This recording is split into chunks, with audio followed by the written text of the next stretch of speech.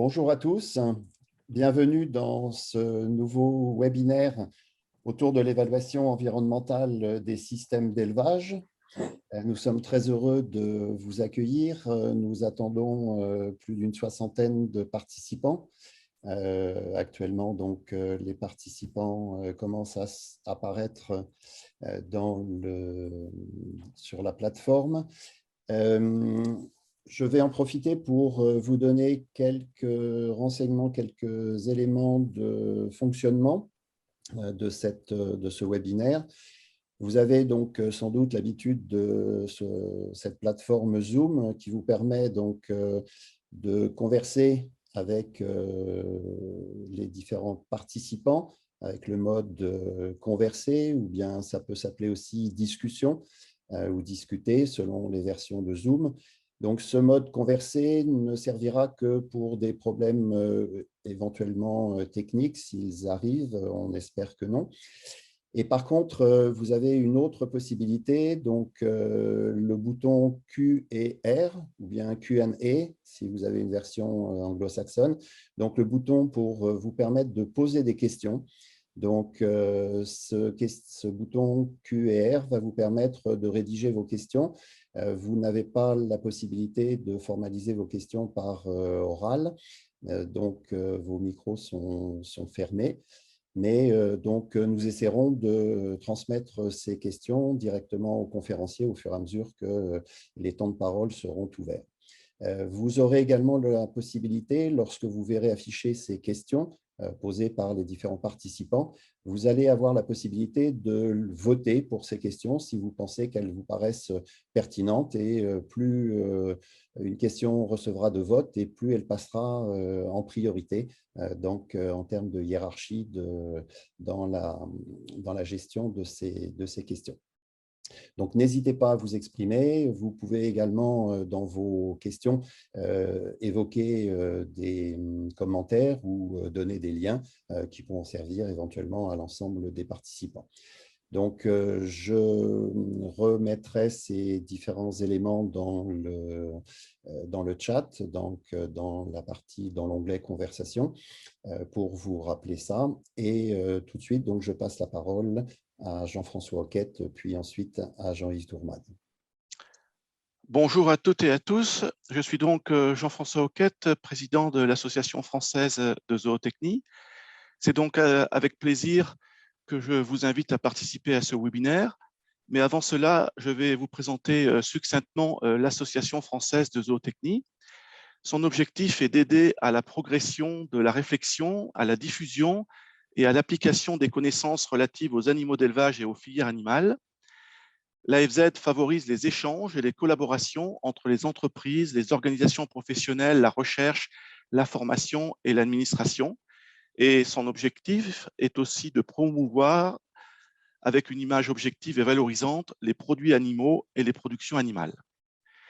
Pour exercer ces activités et atteindre ces objectifs, l'AFZ se déploie selon les axes suivants. Tout d'abord, l'AFZ organise des journées d'études comme celle d'aujourd'hui. L'AFZ soutient la formation et la recherche. Notamment, elle récompense par un prix de thèse annuel un travail de recherche doctorale en production animale. L'AFZ est également membre de la Fédération européenne de zootechnie, l'EAP. Enfin, l'AFZ développe des activités d'ingénierie et d'études.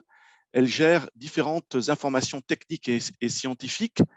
Elle développe pour ses partenaires des sites Internet et des solutions informatiques.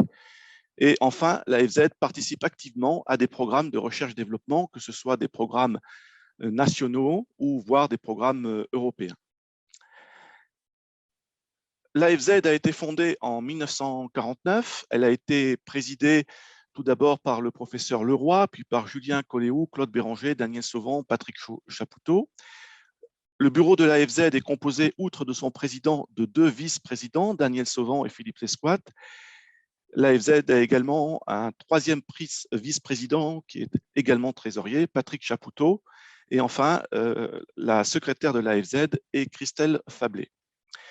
Je vais donc maintenant passer la parole à Jean-Yves Dourmade, qui a organisé ce webinaire ayant pour titre Affichage environnemental des produits animaux, menaces ou opportunités pour l'élevage et les filières animales. Jean-Yves, ton micro est coupé.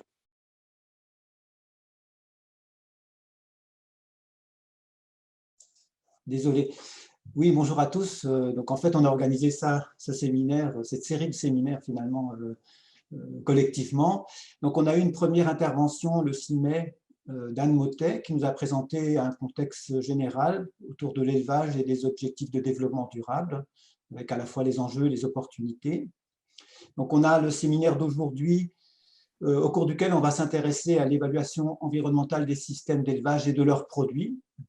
Finalement, on va s'intéresser à l'étape production et on aura un troisième séminaire qui est programmé déjà le 23 septembre, qui va, lui, s'intéresser plus spécifiquement aux questions d'affichage environnemental et d'évaluation des produits animaux. Et ceci dans le contexte donc, de l'expérimentation en cours par le ministère de l'Environnement sur l'affichage environnemental.